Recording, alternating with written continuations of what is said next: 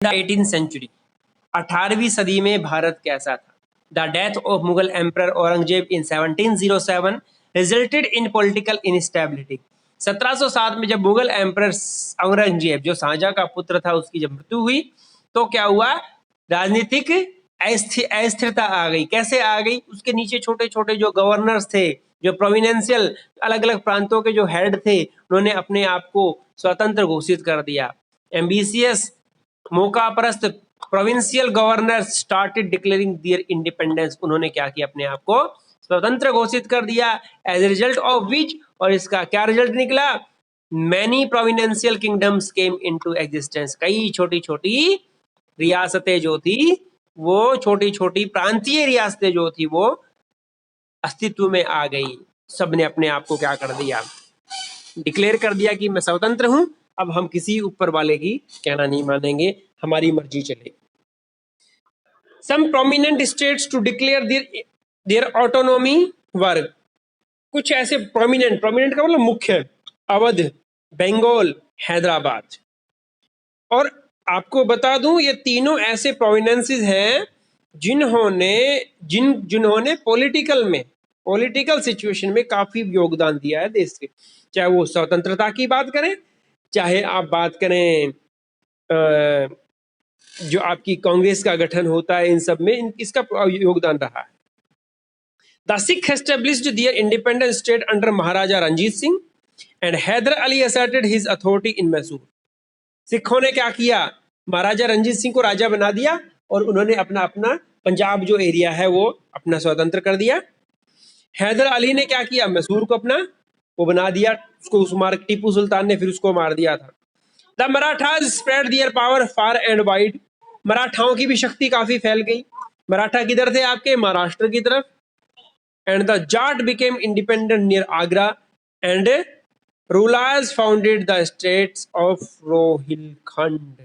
ये कुछ ऐसे प्रोविनेंसेस थे जो काफी प्रोमिनेंट थे, और इन्होंने क्या किया? अपने आप को स्वतंत्र घोषित कर दिया। वार ऑफ सक्सेशन का मतलब क्या? सक्सेशन मानी उत्तराधिकार, वार मानी युद्ध। अब उत्तराधिकारी होने का युद्ध कि कौन राजा बने, उसके लिए युद्ध छिड़ गया।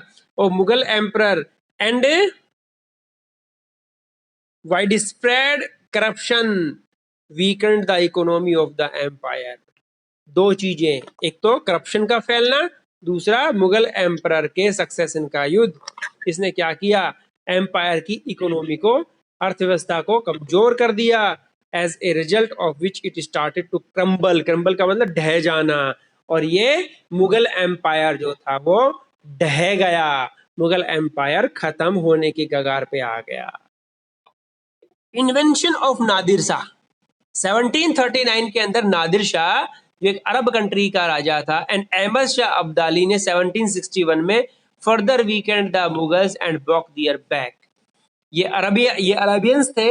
इन्होंने जब 1739 में 1761 में नादिर शाह और अहमद शाह अब्दाली ने जब आक्रमण किया, तो बची कुची ताकत भी मुगलों की टूट गई, ठीक है, और उनकी रीढ़ की हड्डी टूट गई, समझ लो। Decline of Mughal empire. और डिक्लाइन का मतलब अस्त होना। अब मुगल एम्पायर अस्त होने लगा था। पेव्ड द वे, पेव्ड का मतलब बना दिया, द वे रास्ता, फॉर द एस्टेब्लिशमेंट स्थापना का of the British power in India. और मुगलों की गिरती हुई ताकत की वजह से अंग्रेजों ने अपना राज्य जो है यहाँ पे जमाना शुरू कर दिया, क्योंकि कोई विरोध करने वाला तो था नहीं। The high profitability of Indian trade. Bharat के साथ व्यापार करने में बहुत बड़ा मुनाफा होता था, और इसकी वजह से attracted many European powers to India. और यूरोप की बहुत सी ताकतों को इंडिया में क्या किया? आकर्षित हुए वो लोग, इसलिए व्यापार करने के लिए।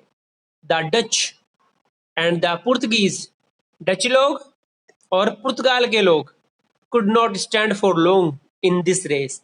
इस रेस में, कौन सी रेस में? ट्रेडिंग की रेस में ज्यादा लंबे समय तक नहीं टिक पाए।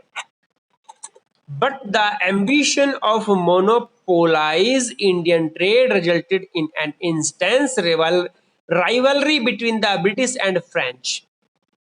अब ब्रिटिश और फ्रेंच के बीच में क्या हुआ? एक एम्बिशियस, एक मतलब उनकी मोनोपोलीज जो थी उसका जब मोनोपोलीज की वजह से उन लोगों ने काफी बड़ा एक रिवोल्यूशनरी राइवलरी क्या किया, चेंजमेंट किया इसमें, और उन्होंने वो लंबे समय तक इंडिया में टिके रहे ट्रेडिंग करने के लिए। कौन कौन? फ्रेंच और European.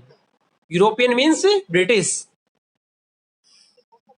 Finally the British came out of victorious, और लास्ट में क्या हुआ, कुछ ऐसी जगह भी थी जहां पे क्या हुआ, फ्रेंच और ब्रिटिश जो थी दोनों के टकराव भी हुआ, और अंत में ब्रिटिश जो थे वो क्या हुए, बाहर निकल के आए, मीन्स विक्ट्री हो गई उनकी, वो जीत गए, और उन्होंने फ्रेंच को यहाँ से भगा दिया, और अब उनका ही साम्राज्य था भारत पे। द बैटल ऑफ प्लासी और बक्सर, ये प्लासी और बक्सर दोनों जगह है भाई, ठीक है। प्लासी जो है वो बंगाल में है, बक्सर जो है बिहार में है।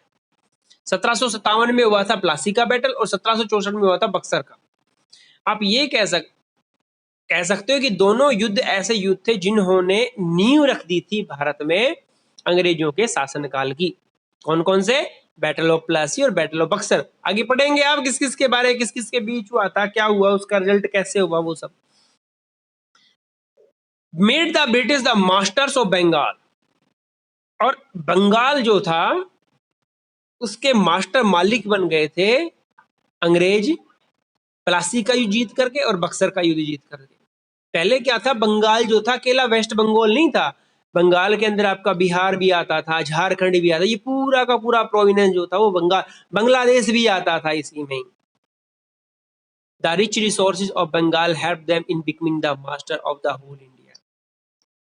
प्लासी का युद्ध जीता उन्होंने, बक्सर का युद्ध जीता, अब उन्होंने बंगाल के ऊपर उनकी पावर आ गई थी। अब बंगाल एक ऐसा प्रोविनेंस था जो देश का सबसे बड़ा प्रोविनेंस था, और मिनरल सबसे ज्यादा पाए जाते थे, चाहे आयरन की बात करें, चाहे हम आपकी कोल की बात करें, ये सब चीजें वहां पे थी। दूसरी बात, वहां पे मिट्टी बहुत अच्छी थी, खेती के लिए जमीन बहुत अच्छी थी, नील की खेती वगैरह ये सब करवाया करते थे वो लोग। और एक सबसे अहम चीज आपको बता दूं, कपास वहां पे बहुत हुआ करती थी, इसलिए उन्होंने इंडियन, पहले लोग भारतीय लोग जो थे वो कपास के बने हुए सूती कपड़े पहना करते थे, उसके ऊपर भी उनका कंट्रोल हो गया इससे। Rich resources of Bengal helped them in becoming the master of the whole India. As a result, the trading British company assumed all power of Indian Empire in its hand. और इसका result क्या निकला कि व्यापार करने वाली British company जो थी वो भारत की मालिक बन गई। They eliminated all the Indian rulers. उन्होंने जितने भी भारत के शासक थे उनको क्या कर दिया, हटा दिया, by defeating one after another, एक एक करके सबको हरा करके उनको हटा दिया। And the figurehead Mughal emperor also became a puppet in their hand. Figure head का मतलब क्या होता है? फिगर हेड का मतलब क्या होता है? नाम मात्र का। नाम मात्र का जो मुगल एम्परर उस वक्त था, क्योंकि आपको पता है उसके नीचे जितने भी गवर्नर्स थे उन्होंने अपने आप को स्वतंत्र घोषित कर दिया था, उस वो मुगल एम्परर जो था वो क्या बन गया? पपेट। पपेट माने क्या होता है? कठपुतली। वो जैसा चाहते वैसा उनको नचाते थे। दस इस प्रकार से the British became the virtual master of the whole India. Actuality में तो क्या था, मुगल एम्परर जो था वो भारत का क्या था? राजा था कागजों में, लेकिन वास्तविकता में कौन थे? ब्रिटिश ईस्ट इंडिया कंपनी जो थी वो भारत की मालिक बन गई थी। द ब्रिटिश एक्सप्लॉइटेटिव पॉलिसीज, अब ब्रिटिश की जो शोषणकारी जो नीतियां थी, रिजल्टेड इन इंडियाज इकोनॉमिक रूइन। रूइन मानी क्या होता है? नाश। एंड इन पावर पावरिशमेंट, इम्पावरिशमेंट का मतलब गरीबी, ऑफ द पीजेंट्री। पीजेंट्री माने क्या होता है? किसान। जो ब्रिटिश की जो शोषण करने की जो नीतियां थी उसकी वजह से भारतीय किसानों की हालत दयनीय हो गई, उनकी अर्थव्यवस्था खत्म हो गई, आर्थिक रूप से वो बहुत कमजोर हो गए और गरीब होते चले गए। आपको बता दूं, जिस वक्त अंग्रेज भारत में आए थे उस वक्त इंडस्ट्रियलाइजेशन जो था हमारे देश में काफी शोषावस्था में था। ज्यादातर जो पेशा था लोगों का वो क्या था? खेती करना और खेती से संबंधित बिजनेस करना, और उनकी कमर तोड़ दी किसने? अंग्रेजों ने। Their policies created widespread dissatisfaction and resentment in the Indian masses. अब उनकी पॉलिसीज इतनी दमनकारी थी कि लोगों के बीच में क्या आ गई? वो नफरत की भावना पैदा हो गई उसके प्रति। और क्या हुआ फिर बाद में? खालिस्तान की क्रांति। The revolt of 1857 was the cumulative outcome of the exploitative policies of the British during the period. इस ब्रिटिश की जो दमनकारी नीतियों का एक नतीजा था खालिस्तान की क्रांति, जब लोगों ने क्या किया था, क्रांति कर दी थी, लेकिन ये सक्सेस नहीं हुई थी। क्यों नहीं हुई थी, आगे पढ़ेंगे हम। Establishment of the Indian National Congress in 1885 gave birth to an organized national movement. और उसके बाद 1885 में क्या हुआ, 1885 में भारतीय नेशनल कांग्रेस की स्थापना हुई और इससे क्या हुआ, एक नेशनल मूवमेंट, एक राष्ट्रीय स्तर के ऊपर एक मूवमेंट को करने की, एक आंदोलन करने के लिए एक जरिया मिल गया, एक प्लेटफॉर्म मिल गया लोगों को। आफ्टर ए लॉन्ग स्ट्रगल, एक लंबे संघर्ष के बाद में India achieved independence from the British rule in 1947। 1947 में लंबे स्ट्रगल के बाद भारत ने विजय हासिल की, भारत ने आजादी हासिल की। ये सब चीजें हम पढ़ रहे हैं, हम पढ़ेंगे, कैसे पढ़ेंगे, हमें कैसे पता ये सब चीजें कब हुई, कैसे हुई। इसके लिए कुछ क्या होते हैं, आपके रिसोर्सेज होते हैं। और रिसोर्सेज कौन कौन से होते हैं, रिसोर्सेज ऑफ मॉडर्न पीरियड। देखिए सबके अलग अलग रिसोर्सेज है। जब आप बात करते हैं अशोका की, जब आप बात करते हैं मौर्यन एम्पायर की, तो वहां पे क्या होते हैं, कुछ उनके जो आपके आर्टिफैक्ट्स वगैरह होते हैं वो सब, और इसके अलावा आपके जो शिलालेख वगैरह जो होते हैं, उन सब चीजों के बारे में हम बात करते हैं। ये मॉडर्न इंडिया की बात करें तो ऐसे कौन कौन से प्राइमरी रिसोर्सेज और सेकेंडरी रिसोर्सेज हैं जिनसे हमें हिस्ट्री का पता चलता है कि अंग्रेजों की पॉलिसीज क्या थी, उनके बारे में पता चलता है। अंग्रेजों ने कौन कौन से चेंजमेंट करने की कोशिश की, उनके बारे में पता चलता है। Archaeological resources, original documents, surveys, census, newspapers और मैगजीन, ये तो है प्राइमरी रिसोर्सेज में।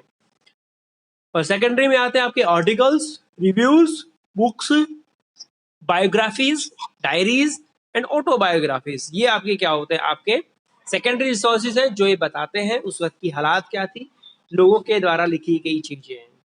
ठीक है, तो ये हम कल करेंगे डिस्कस के बारे में। ओके।